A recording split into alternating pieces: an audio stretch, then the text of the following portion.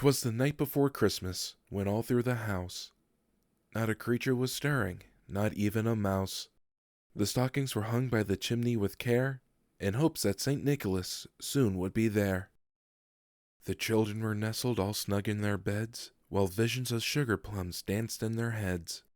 And Mamma in her kerchief and I in my cap had just settled our brains for a long winter's nap. When out on the lawn there arose such a clatter, I sprang from my bed to see what was the matter. Away to the window I flew like a flash, tore open the shutters and threw up the sash. The moon on the breast of the new-fallen snow gave a luster of a midday to objects below, when what to my wondering eyes did appear but a miniature sleigh and 8 tiny reindeer, with a little old driver so lively and quick, I knew in a moment he must be Saint Nick. More rapid than eagles his coursers they came, and he whistled and shouted and called them by name.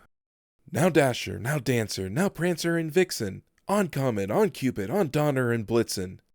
To the top of the porch, to the top of the wall, now dash away, dash away, dash away all. As dry leaves before the wild hurricane fly, when they meet with an obstacle, mount to the sky, so up to the housetop the coursers they flew, with a sleigh full of toys, and St. Nicholas too.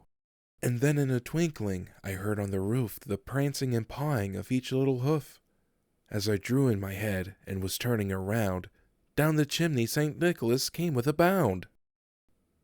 He was dressed in all fur from his head to his foot, and his clothes were all tarnished with ashes and soot.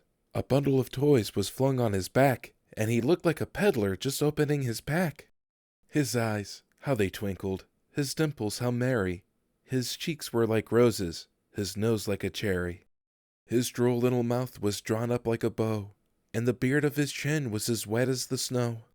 The stump of a pipe he held tight in his teeth, and the smoke encircled his head like a wreath.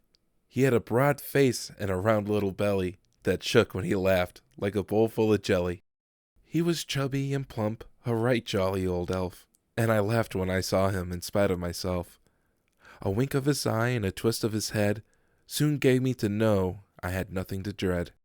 He spoke not a word, but went straight to his work, and filled all the stockings, then turned with a jerk, and laying a finger aside of his nose, and giving a nod, up the chimney he rose. He sprung to his sleigh, to his team gave a whistle, and away they all flew, like the down of the thistle. But I heard him exclaim, ere he drove out of sight, "Happy Christmas to all, and to all a good night."